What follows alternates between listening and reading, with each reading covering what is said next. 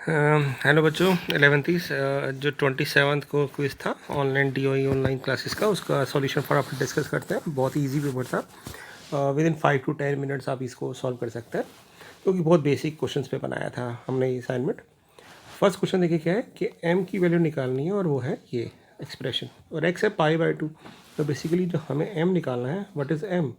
m is cos pi, because 2x की value put करेंगे, sin 3π/2 और tan 2π. Very easily we can find out this value. Either we can find out the values by converting this into degrees, या फिर unit circle का concept use करके भी कर सकते हैं। कैसे? we know that in a unit circle, if we take any point on the circle and that point is making theta angle with x-axis, तो उसके कोऑर्डिनेट को हम cos थीटा और sin थीटा कहते थे। अब cos पाई का मतलब है ये एंगल, तो इसके कोऑर्डिनेट हो जाएंगे हमारे cos पाई कॉमा साइन पाई, यानी एक्स कोऑर्डिनेट कॉस होगा और वाई कोऑर्डिनेट साइन होगा। तो और ये कोऑर्डिनेट हमारा है -1,0, तो हम कह सकते हैं cos पाई की वैल्यू -1 आती है।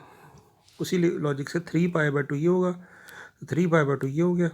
तो ये कोऑर्डिनेट है हमारा 0, -1, तो वाई कोऑर्डिनेट होता है हमारा साइन, यानी साइन 3π/2 हमारा -1 हो गया।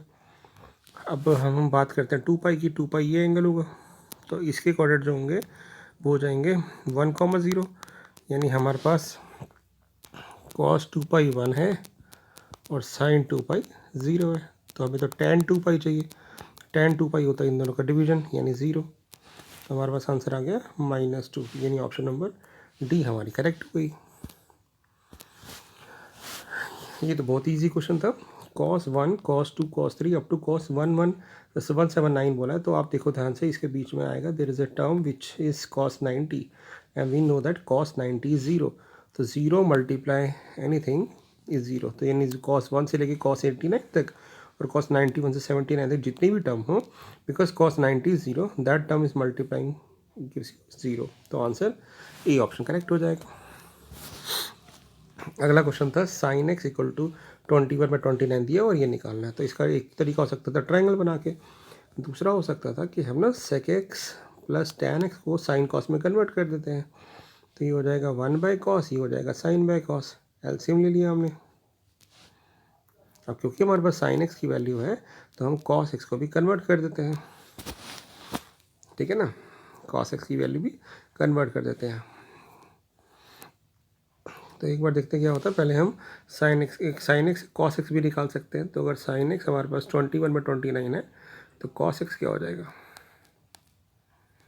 तो cos x हो जाएगा अंडर रूट में 1 माइनस 1 साइन स्क्वायर एक्स।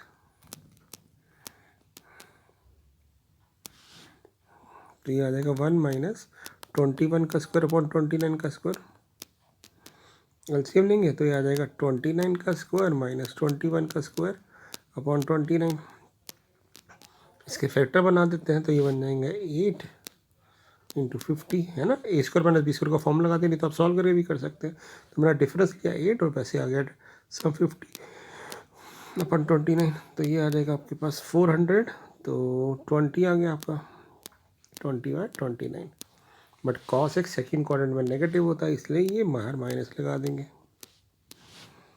तो हमारे पास वैल्यू हो गई 1 + 21/29, ये आ गई -20/29। तो यानी ऊपर एलसीएम लिया तो हो गया 50/29, नीचे आ गया -20/29। 29 से 29 कट गया, 0 से 0 कट गया, तो -5/2 मीन्स 2.5। आप इसको ट्रायंगल बना के भी कर सकते थे कि साइन थीटा होता है हमारे पास। अगर ये फर्स्ट क्वाड्रेंट में होता तो साइन थीटा होता है परपेंडिकुलर अपॉन हाइपोटेनियस, और इसको सॉल्व करेंगे तो 20 आ जाएगा। और फिर यहाँ से सेक को tan की वैल्यू निकाल के आप यहाँ पुट कर सकते हैं, है ना। तो दोनों अप्रोच ठीक थी कि जैसे सेक एक्स की वैल्यू निकाल लो, सेक एक्स हो जाएगा सेकेंड क्वाड्रेंट में नेगेटिव, और सेक थीटा होता है आपका हाइपोटेनियस अपन बेस, तो 29/20। tan होता है परपेंडिकुलर बेस, तो ये हो जाएगा 21/20। तो ये आ जाएगा आपका -50/20। तो देख लो आप, आंसर बिल्कुल सेम मैच कर जाएगा, -5/2 मीन्स -2.5। तो ऑप्शन 3 करेक्ट थी। तो ट्रायंगल बना के भी कर सकते हैं। फोर्थ क्वेश्चन डायरेक्ट था, हमारे को बोल रहा है sin x पॉजिटिव है। अब sin x पॉजिटिव क्या होता है? तो we can see that sin x is positive in the first quadrant and second quadrant. और यहाँ दे रखा है tan x नेगेटिव है, tan x नेगेटिव होता है इधर और फोर्थ क्वाड्रेंट में। तो कॉमन वैल्यू क्या आई, इन दोनों में कॉमन आई, तो इसका मतलब x हमारा सेकेंड क्वाड्रेंट में होगा। तो option number B is the correct answer.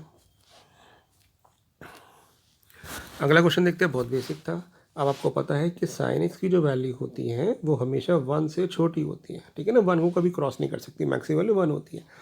तो अगर ये 3 साइन हमारे पास इक्वल टू 3 है तो इसका मतलब है this equation hold only when each term is equal to 1। Why so, because अगर हम इफ फॉर सम रीज़न हम मान लेते हैं ये 1 से लेस है, लेट अस से ये एग्जांपल के लिए 0.5 है, तो अगर 0.5 हो जाएगा, ठीक है ना, अगर 0.5 हो जाएगा तो 0.5 के लिए बैलेंस बनाने के लिए हमें इसको या इसको 1.5 होना पड़ेगा, है ना। अगर मैं इसको 1 ही मान के चलो, मतलब कहने का ये है कि अगर ये 1 से छोटा होगा तो बैलेंस बनाने के लिए किसी को 1 से ज़्यादा होना पड़ेगा, और साइन कभी 1 से बड़ा नहीं होता। इसका मतलब ये इक्वेशन तभी होल्ड करेगी बोथ आर इक्वल टू 1, यानी sine A equal to 1, sine B equal to 1 and sine C equal to 1। और हमें पता है कि जो कॉस थीटा होता है वो होता है 1 माइनस साइन स्क्वायर थीटा। तो अगर हमारा साइन ए साइन बी साइन सी 1 है तो cos A cos B cos see directly 0 आएगा, यानी सब 0 के इक्वल होंगे। आपसे पूछा था इनकी वैल्यू बताओ तो कहोगे 0 प्लस 0 प्लस 0, यानी आपका आंसर आ जाएगा 0, ठीक है। बिल्कुल उसी लॉजिक पे अगला क्वेश्चन था। अब हमें ये भी पता है, we know that cos theta is also less than 1, cos theta हमेशा 1 से छोटा होता है। तो अगर इस इक्वेशन को बैलेंस करने के लिए अगर मैं बोलूँ ये 1 से छोटा है तो इसमें से किसी एक को 1 से बड़ा होना पड़ेगा, क्योंकि हमें टोटल 4 चाहिए, तो ये पॉसिबल नहीं है। इसका मतलब this equation is also hold only when, hold मतलब ये कब ट्रू होगी, जब सारे के सारे कॉस हमारे पास किसके इक्वल होंगे, 1 के इक्वल, तभी तो ये इक्वेशन होल्ड करेगी। 1 + 1 + 1, इसका मतलब कॉस ए भी 1 होगा, कॉस बी भी 1 होगा, कॉस सी भी 1 होगा और कॉस डी भी 1 होगा, यानी लॉजिकल क्वेश्चन था। और अगर कॉस ये आ गया तो साइन थीटा हमें पता है क्या होता है, साइन थीटा होता है √1 माइनस कॉस स्क्वायर है। तो अगर आप यहाँ पे 1 पुट करोगे तो साइन थीटा की वैल्यू 0 आ जाएगी, क्योंकि कॉस ए अगर 1 है तो साइन ए भी 0 आएगा, साइन बी भी 0 होगा, साइन सी भी 0 होगा, साइन डी भी 0 होगा, यानी पिछले वाले कंसेप्ट पे था, यानी ये भी 0, अगली टर्म भी 0, 0 माइनस 0, तो आपका आंसर आ जाएगा 0। तो option number 7 is the right answer. और अगला क्वेश्चन tan x दे रखा है और हमें इसकी वैल्यू चाहिए, तो ये भी ट्रायंगल बना के कर देते हैं कि अगर x फर्स्ट क्वाड्रेंट में होता तो हमारे पास ट्रायंगल बनता परपेंडिकुलर 5 के और बेस हो जाता 12 के। पाइथागोरस थ्योरम से ये निकाला आ गया 13 के। अब हमें चाहिए साइन, तो साइन x हो जाएगा हमारा परपेंडिकुलर अपॉन हाइपोटेन्यूज, बट क्योंकि सेकेंड क्वाड्रेंट है तो सेकेंड क्वाड्रेंट में साइन पॉजिटिव नेगेटिव पॉजिटिव होता है ना। और अगला है cos x हो जाएगा आपके पास बेस अपॉन हाइपोटेन्यूज 12 के अपॉन 13 के, और माइनस इसलिए लगाया मैंने क्योंकि सेकेंड क्वाड्रेंट में cos नेगेटिव होता है। तो आपके पास आंसर आ गया, अगर ये मल्टीप्लाई कर देंगे तो 5 - 12, तो आपका आंसर आ जाएगा -7। तो बहुत ही इजी क्विज था। तो इस तरह से हमने सारे क्विज कर डाले, सारे क्वेश्चन देखिए कितने इजी थे, विदिन 10 मिनट्स हमने डिस्कशन करके भी सॉल्व कर दिया। तो अब इनको सबको रिवाइज करिएगा और फिर भी कोई डाउट हो तो आप मुझसे पूछ सकते हैं, ठीक है बेटा। Thank you so much.